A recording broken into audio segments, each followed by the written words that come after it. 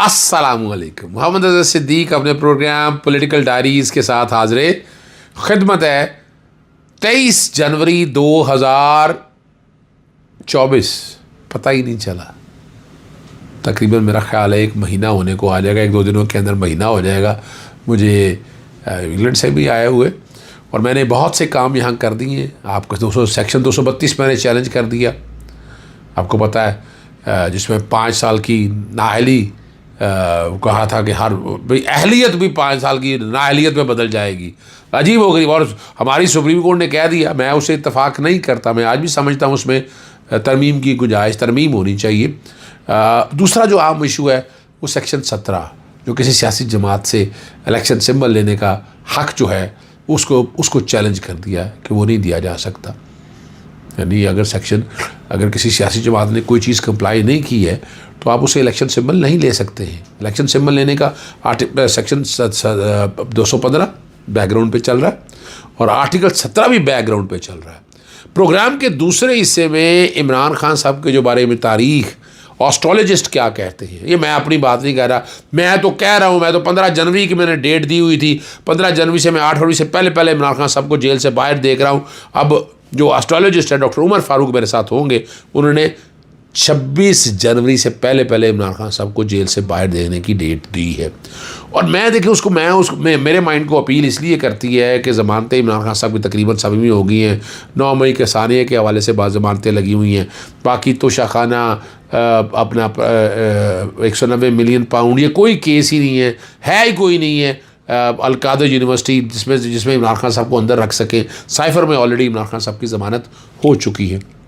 अब आपको समझाने के लिए मैं ले चलता हूँ, जो मैं पहले वापस आ जाता हूँ अपने पहले टॉपिक की तरफ, जिसमें सेक्शन 215 जो मैंने बताया, यानी ये इख्तियार देता है इलेक्शन कमीशन को कि आप इंतखाबी निशान ले सकते हैं। और जब आप ये टेम्प्रेरी तो हो सकती है, लेकिन 2 जजमेंटें मैं आपके सामने बार बार करता हूँ। मोहतरमा बेनज़ीर भुट्टो साहब की 1989 की जजमेंट है, और Rawalpindi high court bar association की एक नोट बनाया हुआ है बैकग्राउंड पे, वो नोट भी पूरा मैं चला देता हूँ कि जिसके अंदर ये चीज़ें बड़ी वजाहत के साथ मोहतरमा बेनज़ीर भुट्टो में तो ये कह दिया गया कि अब जनरल इलेक्शंस का इससे कोई ताल्लुक ही नहीं है कि पार्टी के इलेक्शन होते या नहीं होते।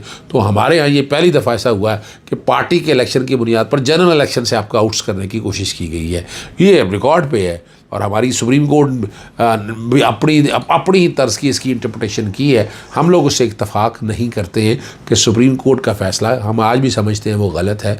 वो ये 17 मेंबर जजमेंट है और 12 मेंबर जजमेंट है, जिसके फ़ैसले के जो इस फैसले से डिविएट कैसे करना है वो देखने वाली बातें हैं। लेकिन अब चूँकि ये बात हो चुकी है, सेक्शन 215 जो क्या सिर्फ़ और सिर्फ इतना इख्तियार देता था 215 कि आप सियासी जमात का इंतखाबी निशान ले सकते हैं, लेकिन पार्टी पे बैन तो नहीं लगा सकते ना। आप तो पार्टी पे बैन लगा दिया एक तरह से, यानी ऐसी कन्फ्यूजन क्रिएट की है आप लोगों ने, ऐसी कन्फ्यूजन क्रिएट की है कि आर्टिकल 17 जो कहता है कि सियासी जमात रखना आपका बुनियादी हक है, वो बैन करने का एक ही तरीका क्या है, मुल्क की सालमियत के खिलाफ अगर आप बात कर रहे हो, उसके अलावा तो आप बैन कर ही नहीं सकते ना, और कोई तरीक़ाकार ही आपके पास नहीं है। तो वो उस चीज़ को अगर सामने रख कर देखें फिर तो कोई लॉजिकल समझ, लेकिन ऐसी तो कोई बात नहीं हुई। 9 मई के बातें होती रही कि दहशतगर्द ऐसे कहने से तो नहीं हो सकता, नहीं कुछ ऐसा नहीं है। फिर प्रोविडेंट फंडिंग में आता रहा कि गैर मुल्की फंडिंग से, वो भी केस 0 का 0 हो गया। अब रह तो कुछ नहीं गया था, अब करना था ये इनडायरेक्ट तरीके से आकर आपने पार्टी में, और ले भी मैं बताता चलूँ आपको कि पाकिस्तान तहरीक इंसाफ सियासी जमात के तौर पर रजिस्टर है, इलेक्शन लड़ रही है, सियासी जमात के तौर पर इलेक्शन लड़ रही है। उन्होंने बाकायदा टिकट दे दिए हैं, कौमी असम्बली के सूबाई असम्बलियों के टिकट बाकायदा दिए जा चुके हैं। उन टिकटों के ऊपर बाकायदा कैंडिडेट इलेक्शन लड़ने में इनफरादी निशान है, वो एक अलग बात है। लेकिन वो पाकिस्तान तहरीक इंसाफ और डिफेक्शन आर्टिकल 63A भी बैकग्राउंड पे चल रहा है। 63A का इतलाक भी होगा, 63A का भी इतलाक होगा। डिफेक्ट यानी आप वो जो बिलावल भुट्टो साहब कह रहे हैं ना कि आप आज़ाद उम्मीदवार हैं, हमारे साथ ज्वाइन कर लें, वो आप नहीं ज्वाइन कर सकते जनाब। आप पाकिस्तान तहरीक इंसाफ के कैंडिडेट हैं, अगर आप छोड़ के जाएंगे तो इस्तीफ़ा देना पड़ेगा, इस्तीफ़ा देंगे तो आपकी सीट चली जाएगी, और आप एक सियासी जमात को छोड़ के इस्तीफ़ा, यानी आपको सीट छोड़नी पड़ेगी फिर जा सकेंगे।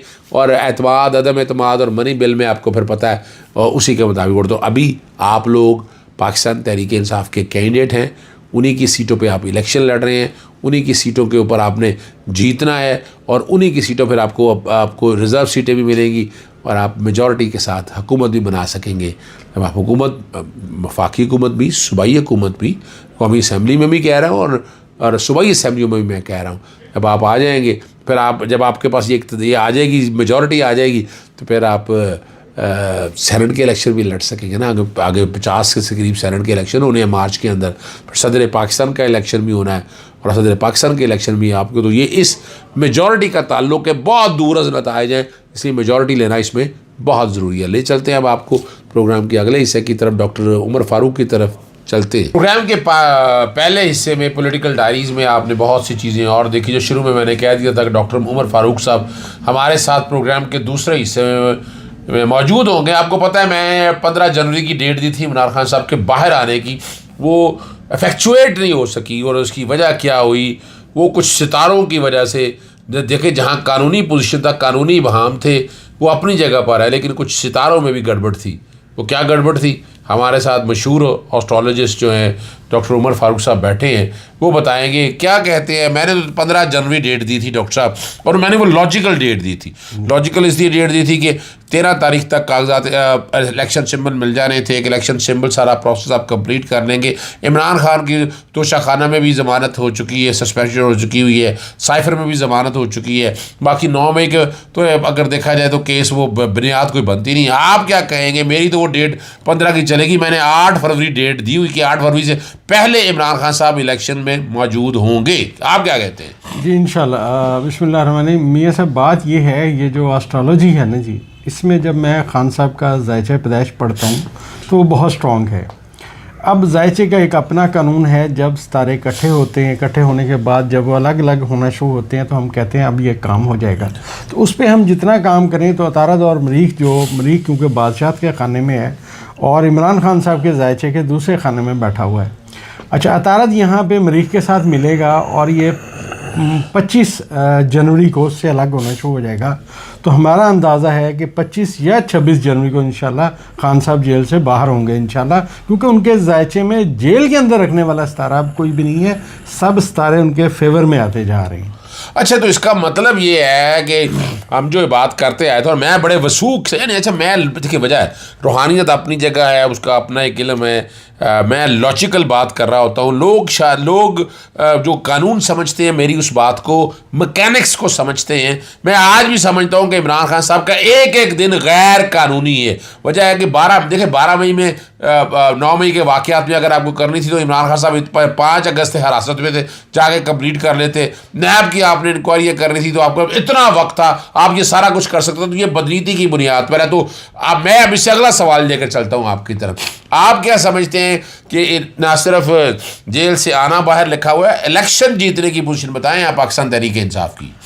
देखिए सर, जो तहरीक इंसाफ है या खान साहब का जो ज़ायचा पैदाइश है, तहरीक इंसाफ बेसिकली खान साहब ही हैं, तो खान साहब का जो ज़ायचा पैदाइश है इस कदर स्ट्रॉन्ग है कि मैंने उससे ज़्यादा स्ट्रॉन्ग ज़ायचा कभी ज़िंदगी में देखा। आपसे शोबे से रिलेटेड मैं एक बात करना चाहता हूँ।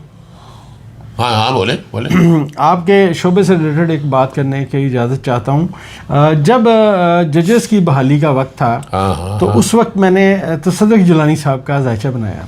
अच्छा। तो वो मुझे मिले इस्लामाबाद में, मेरी उनसे मुलाकात हुई तो उन्होंने मुझे कहा यार हमारे अदारे का क्या बनेगा। तो मैं ये आपको बता रहा हूँ कि मैंने उनका ज़ायचा बना के उन्हें कहा जी आपकी जो अदलिया है, इनके स्टार्स ये बता रहे हैं कि ये एक नया जन्म लेंगे। सही। अच्छा, उसके बाद चीफ जस्टिस ऑफ पाकिस्तान बहाल होंगे, अपनी कुर्सी पे बैठेंगे। उसके बाद चीफ जस्टिस ऑफ पाकिस्तान एक डंडा उठाएंगे, बहुत सारे जजों के सर पे मारेंगे, वो सारे निकल जाएंगे और आप बच जाएंगे। उसके बाद आप चीफ जस्टिस ऑफ पाकिस्तान बनेंगे। तो वो कहेंगे अच्छा भाई ऐसे होगा। मैंने कहा जी बिल्कुल ऐसे होगा, और तारीख ने साबित किया, जो हमारी एस्ट्रोलॉजी ने बात बताई थी 100% वैसे हुई। तो अभी आप क्या कहेंगे, मुझे आप ताज़ा तरीन बताएं। आप वो तसद्दुक़ जिलानी तो गई हुई बातें हो गई। जी देखें जी, माजी का तो आप तजर्बा जो माजी का वो यू आर राइट। तो अब जो मेरे पास खान साहब का ज़ायचा पैदाइश है मियाँ साहब, वो इसका तो स्ट्रॉन्ग है कि ये कारी कुछ नहीं सकते। आप देखें जो ज़ायचा या जो मुकद्दर इमरान खान साहब लेके पैदा हुए हैं, ये जेल में रख के भी फंस गए हैं। उसको गले पड़ गए हैं। ये छोड़ते हैं तब भी फंसते हैं, नहीं छोड़ते हैं तब भी फंसते हैं। और पूरा निज़ाम जो है नहीं आप बताएं, पाकिस्तान तहरीक इंसाफ क्या ये, चले ये हजूम आपसे पूछता हूँ, 8 फरवरी को इलेक्शन होने जा रहे हैं।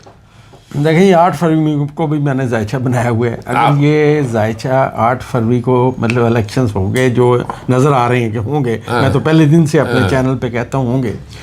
अगर ये इलेक्शंस हो गए, पहली बात ये है कि जो मुझे लगता है पीपल्स पार्टी का तो पता और नून लीग का पता कट जाएगा और खान साहब बहुत स्ट्रॉन्ग पोजीशन में सामने आएंगे। सही।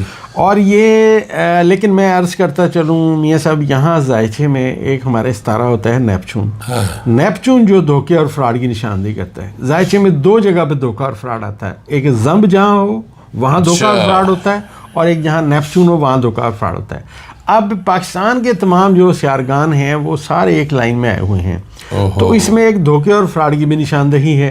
अब देखें वो क्या होता है, उसकी जो कुछ चीज़ें तो सामने आती जा रही हैं, अब आगे देखें क्या होता है। लेकिन इन तमाम बातों के बावजूद जो खान साहब के 8 फरवरी का आप समझिए कि इलेक्शन स्पेशली कुदरत ने उस टाइम पे मतलब हुआ है जिसमें खान साहब बड़े ताकतवर हैं, बाकी सब लोग कमज़ोर हैं। चलें, ज़्यादा लंबी बातें नहीं हमने करनी। डॉक्टर उमर फारूक से मेरा अक्सर रब्ता रहता है और कई बातें इनकी है, मेरे बारे में बड़ा जायचा निकाला था इन्होंने, और जो बातें इन्होंने की थी काफ़ी हद तक चीज़ें साबित हुई थी। पाकिस्तान आने के बारे में इन्होंने टाइमलाइन मेरी यही दी थी कि इलेक्शन होंगे तब आप पाकिस्तान आ सकेंगे, उससे पहले ये इन्होंने ही कद बताया था मुझे, तो मैं भी इन चीज़ों को साथ लेकर चलता रहा हूँ। लेकिन एक बात है, एक और नई डेट आपको दे रहे हैं आप, वो डेट है 26 जनवरी की। वैसे तो मैंने 8 फरवरी कही हुई है कि 8 फरवरी के इलेक्शन से पहले इमरान खान साहब बाहर हो गए, लेकिन अब डॉक्टर उमर फारूक साहब को, एस्ट्रोलॉजी को सामने रखते हुए मेरी उस कानूनी बातों में एक चीज़ का इजाफा कर ले, और वो डॉक्टर उमर फारूक साहब ने कह लिए इजाज़त चाहते हैं जी। अस्सलाम वालेकुम, अल्लाह हाफिज़, पाकिस्तान जिंदाबाद।